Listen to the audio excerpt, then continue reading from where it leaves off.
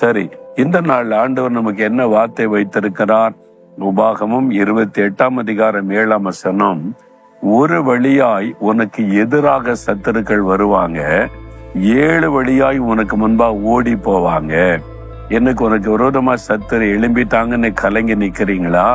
என் ஊழியத்துக்கு விரோதமா இந்த ஆளு எழும்பி நிக்கிறானே, என் குடும்பத்துக்கு விரோதமா இவங்க எழும்பி நின்று காரியம் செய்யறாங்களே, என் தொழிலை அழிக்கும்படி இந்த ஆளு வந்திருக்கிறானே, என் வேலையை காலி பண்ணுவதற்காகவே இந்த மேல இருக்கிற அதிகாரி முயற்சி பண்ணி கொண்டே இருக்கிறானே, அந்த மாதிரி நீங்க வசிக்கிற இடத்துல வாழ்கிற சூழ்நிலையில உங்களை விரோதிக்கிறவங்க எழும்பி இருக்கிறதுனால, ஐயோ அவங்க ரொம்ப பவர்ல இருக்கிறாங்க, பெரிய செல்வந்தனா இருக்காங்க, ரவுடியா இருக்கிறாங்க, ஒண்ணும் பண்ண முடியாது அப்படிலாம் நினைக்கிறீங்களா?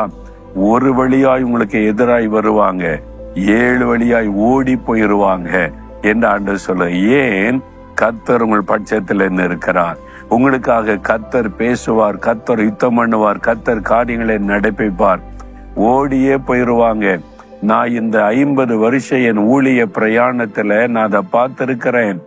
எத்தனையோ விதத்துல சாத்தான் மனிதர்களை எழுப்பினான், அதிகாரிகளை எழுப்பினான், பொல்லாத மனிதர்களை தூண்டி விட்டான். அழித்து விடுவேன், இல்லாம பண்ணிடுவேன், இயேசுடைய ஊழியமே இல்லாம பண்ணிடுவேன்லாம் பேசினாங்க, விரோதமாக எழும்பினாங்க. அவங்க எல்லாம் இப்ப காணும், ஓடி போயிட்டாங்க.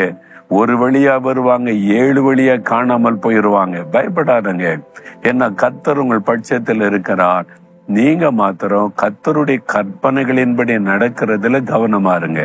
ஆண்டவர் என்ன சொல்லுகிறார் என்பதை கேட்டு அவருடைய வார்த்தையின்படி நடக்க ஜாக்கிரதையா இருந்தா கர்த்தர் உங்களுக்காக யுத்தம் பண்ணுவார். சத்துருக்கள் சிதறடிக்கப்படுவாங்க. யோசித்து பாருங்க, நீங்க கர்த்தருடைய சத்தத்தை கேட்கிறீங்களா? அவருடைய சித்தத்தை அறிந்து கொள்றீங்களா? அவருடைய சித்தத்தின்படி வாழ்றீங்களா? அதுல மட்டும் கவனம் செலுத்துங்க. நான் அதுலதான் ரொம்ப கவனம் செலுத்துவேன். கர்த்தர் என்ன சொல்லுகிறார், நம்ம செய்யறதெல்லாம் தேவ சித்தமா, கர்த்தர் விரும்புகிறபடி நடக்கிறோமா என்பதுல மாத்திரம் கவனம் செலுத்துங்க.